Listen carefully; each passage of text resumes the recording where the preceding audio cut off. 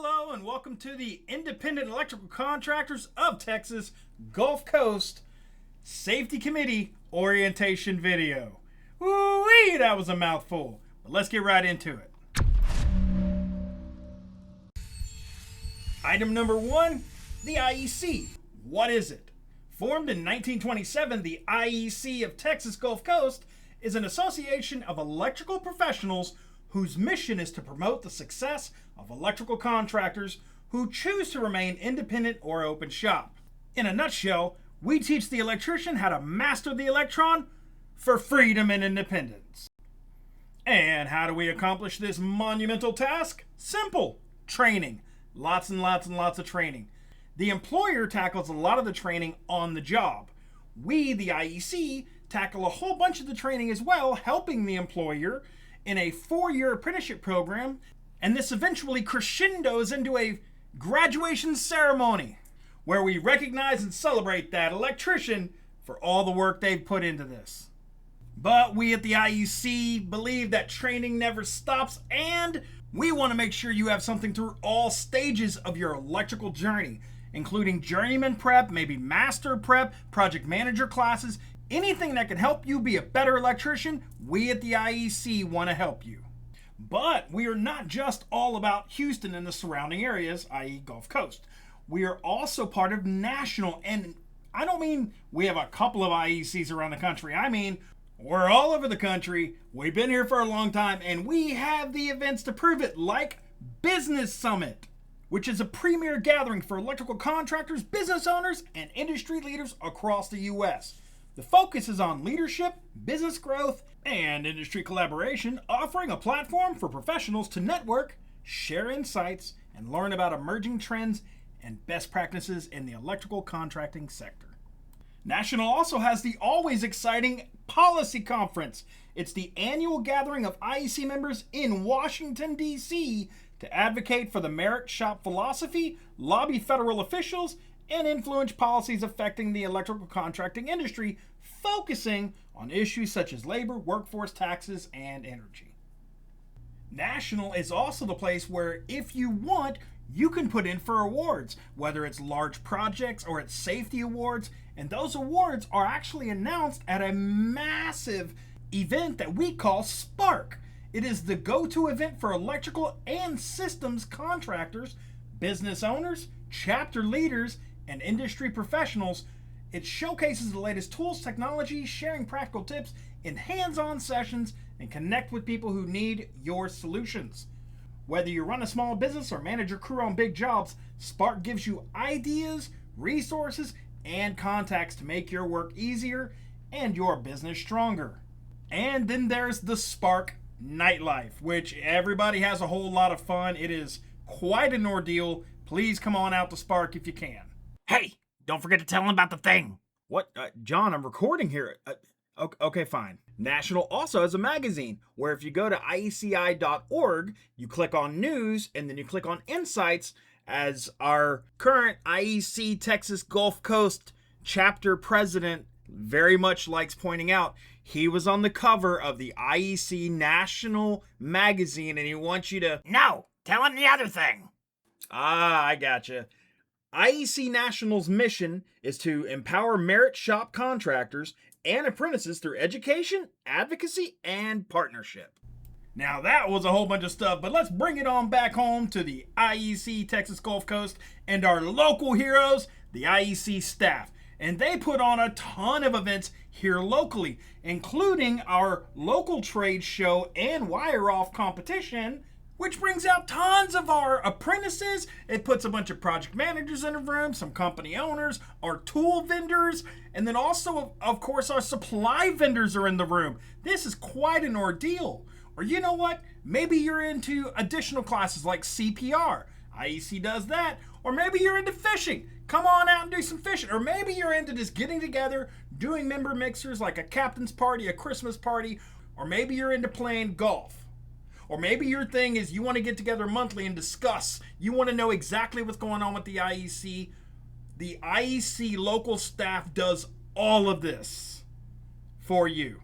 And you can find more information by getting out your old Google box, searching IEC Texas Gulf Coast, just like you see here, clicking on events, and you will always know when and what is going to happen with your local IEC. And this brings us to item number 2, which is access to information. If you are wondering why a safety committee orientation, which takes 20 minutes, we spent the first 5 minutes, which is a quarter of it, talking about everything that the IEC is and all the events that are going on and how you can get to the information, it's because that is our number one complaint that we see between associates and contractors. It is, well, I don't know how to get involved, or I didn't see that event, or I didn't know how. All you have to do is Google it. The information is there. Google it.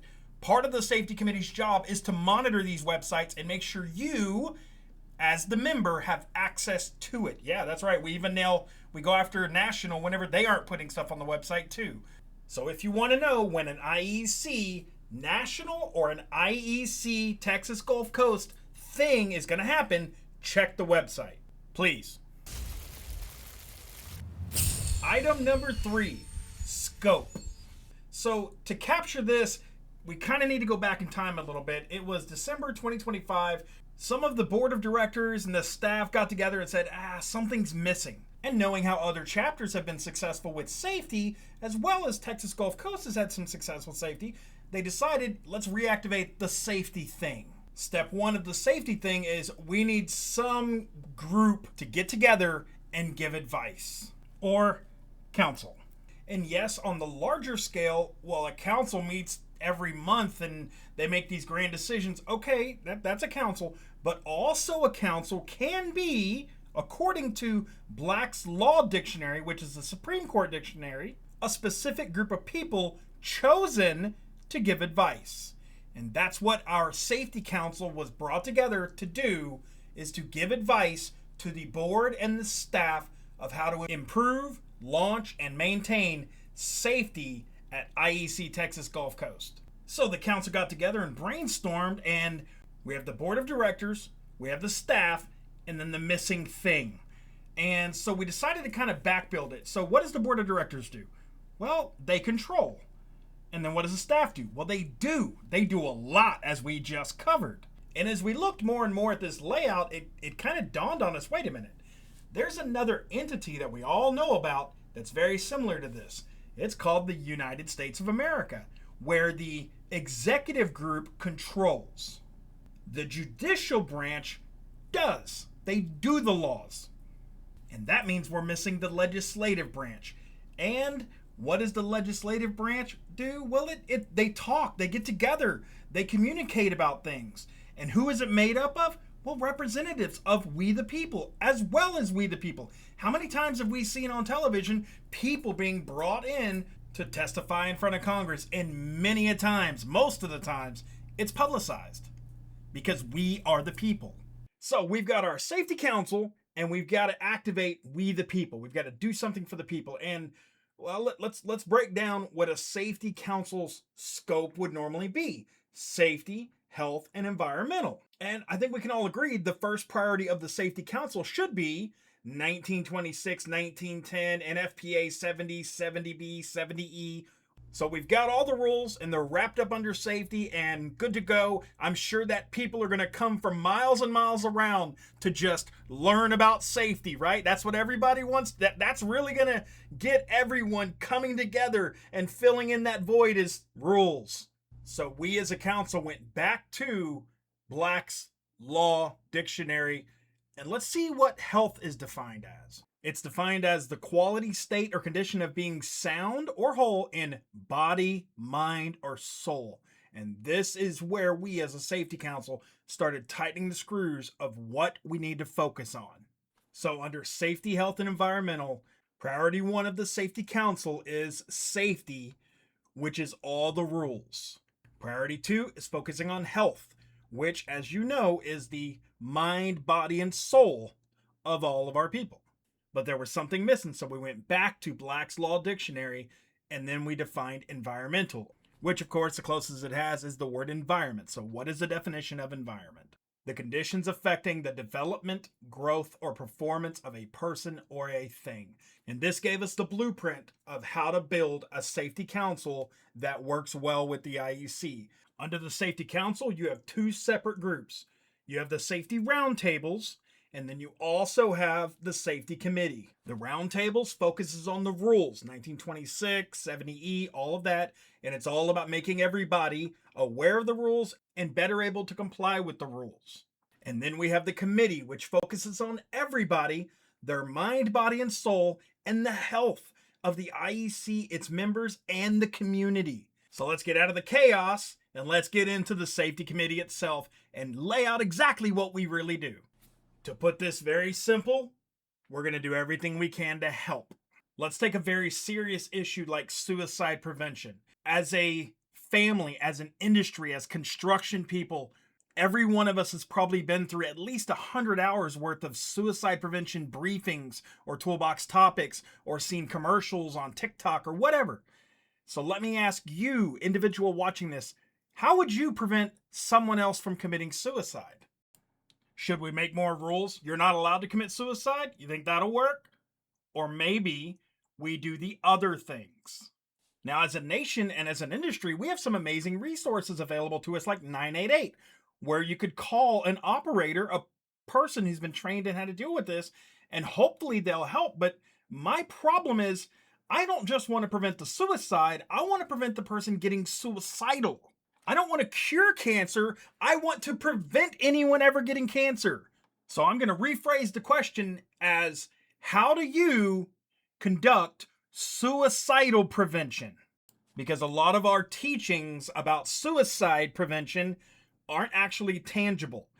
And I will use my experiences as an example. Long time ago, I was a foreman in Afghanistan. I was a labor foreman in charge of a 60-person labor department.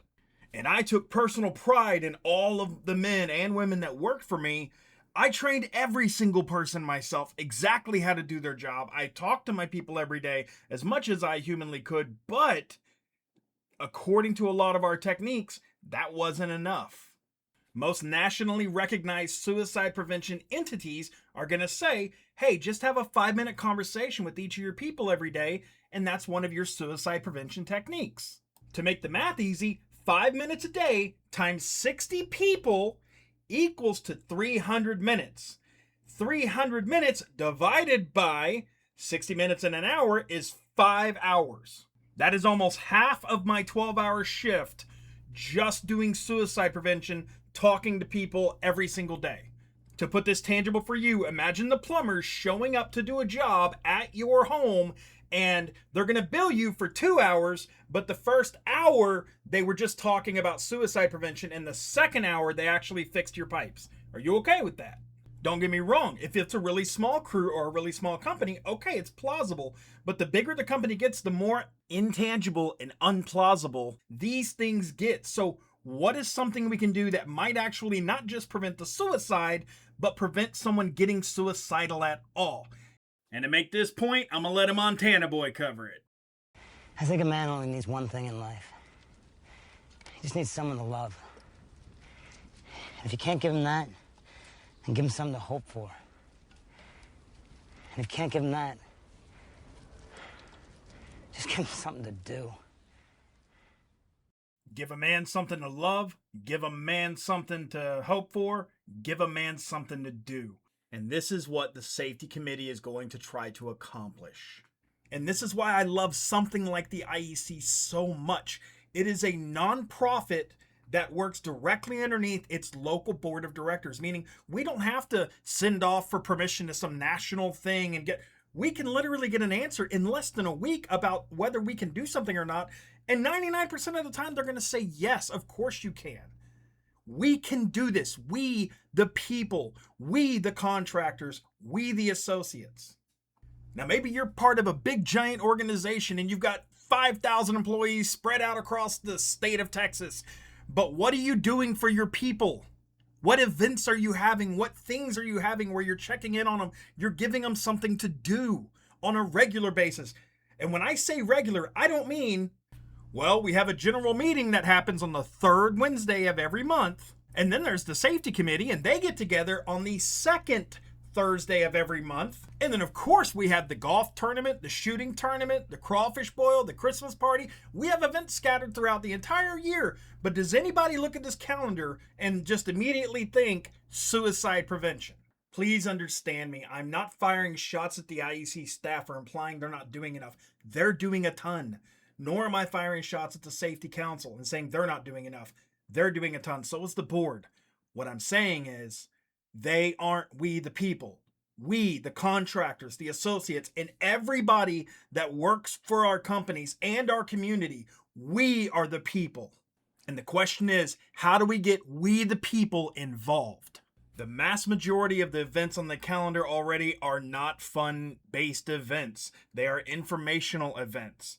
Or they're designed for a specific one person at a company, maybe 2 or 3, but they're certainly not designed for all the employees, and they're definitely not designed for everybody. So you, 5,000 employee contractor, or you, 10-person contractor or associate, how are you engaging your people? Are you talking to them every day, 5 minutes a day?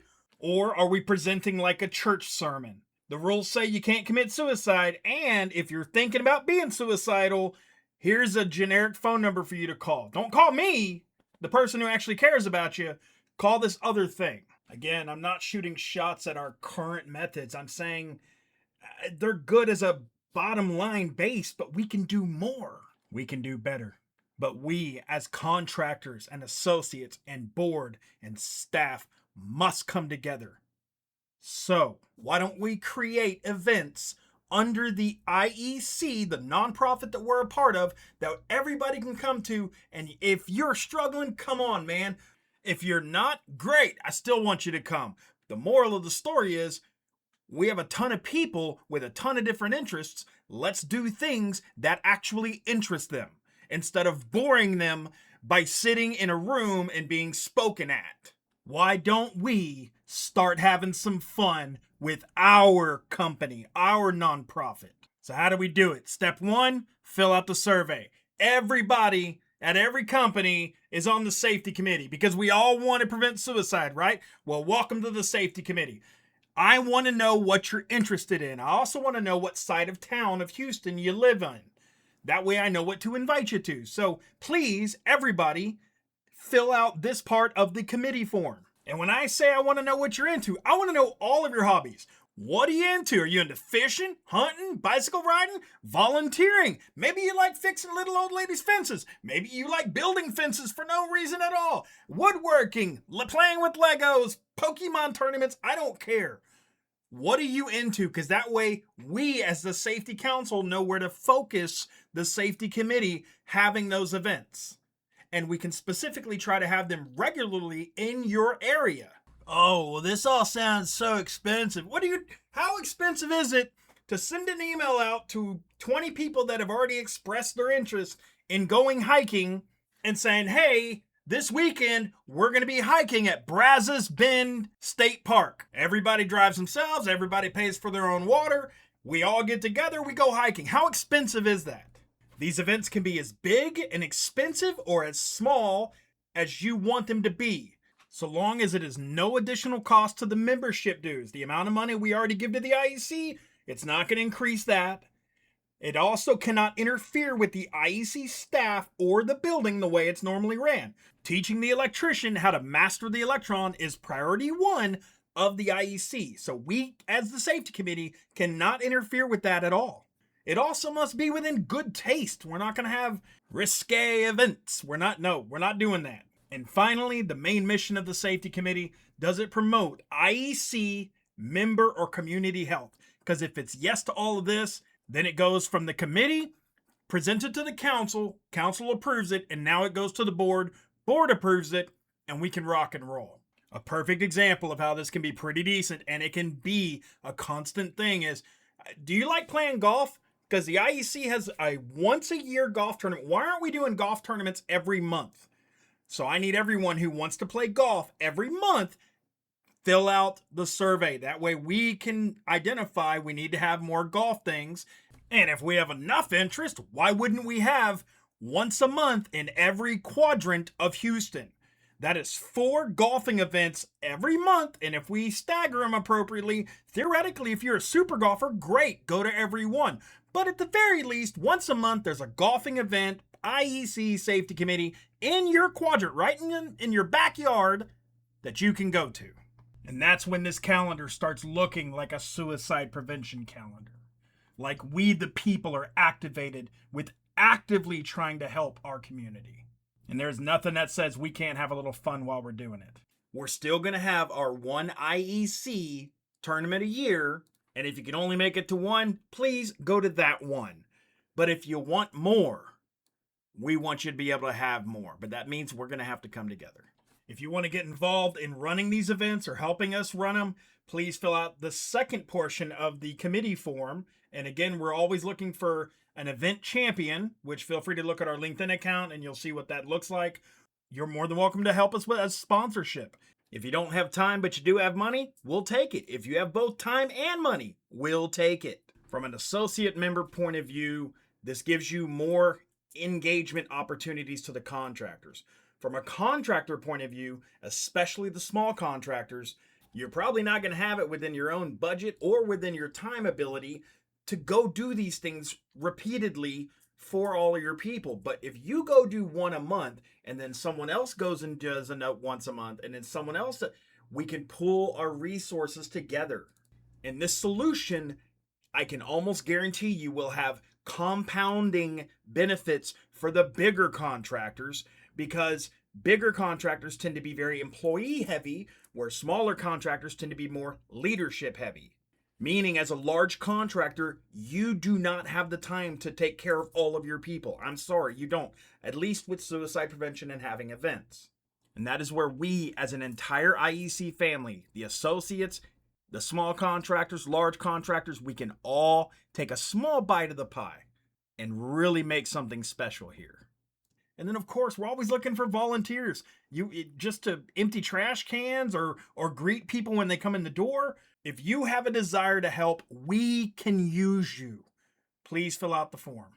I hope you'll join the safety committee and get active on it. But at the very least, just fill out the top of the form. That way I know what you want to come to. Have your people fill it out so I know what kind of events you want. To stay up to date on what the safety committee is doing next, please come to the safety committee meetings that are on the second Thursday of every month from 1 o'clock to 2 o'clock. And we encourage everyone to keep an eye on our safety committee LinkedIn account, because that is where we're going to post flyers as well as post-event things that are happening, not just with the safety committee, but also within the IEC itself. And before I let you go, I want you to keep in mind one thing.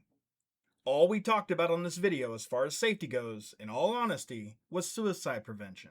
What does it look like when we talk about all the other aspects of occupational safety, health, and environmental? I promise you, your safety committee is here to help. Thank you for your time, and I'll catch you on the flip side.